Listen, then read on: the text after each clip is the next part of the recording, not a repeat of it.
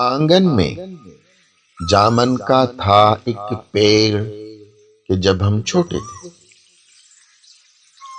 मौसम में हम उसके जामन शौक से खाया करते थे।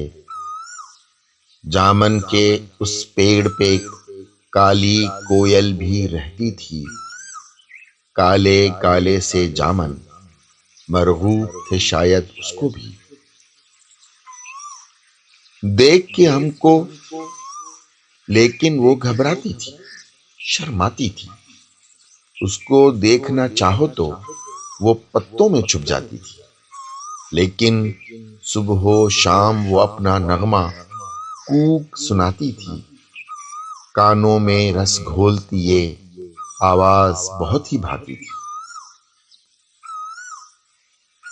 बादे सबा में वो नगमों से यूं कोमलता बिखराती, बादे सबा के खालिक के हो जैसे गुन गाती जाती। बादल घिर कर आते थे तो पागल सी हो जाती थी। जोश भरे मीठे नगमे सुंदर आवाज में गाती थी। बारिश में हम शोर मचाते, चीखते और चिल्लाते थे, और कीचड़ में लथपथ हो जाते तो मार भी खाते थे। लेकिन इस हंगाम में भी वो कोयल गाती जाती थी। सबसे डरने वाली कैसे ताकतवर हो जाती थी।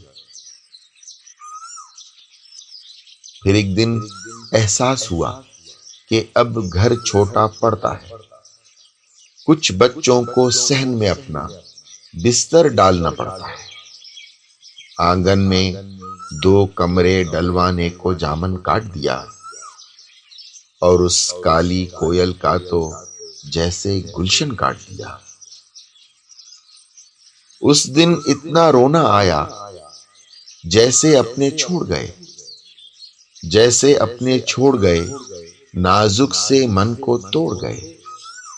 फिर मीठी आवाज भी सुनता था तो कोयल याद आती, जामन का वो पेड़ भी याद आता जो कोयल याद आती। गो के हिज्र के कुछ लम्हे भी सदियों जितने होते हैं। ना समझी के दिन क्या माहो साल भी लम्हे होते हैं। बीती ऐसे उम्र के जैसे सहरा में सावन बीते, जैसे पू फटने से धूप निकलने तक शबनम चमके। लेकिन कब से काली कोयल की मैं आस में बैठा हूं, किसको खबर कि कब से उस मीठी आवाज को तरसा हूं।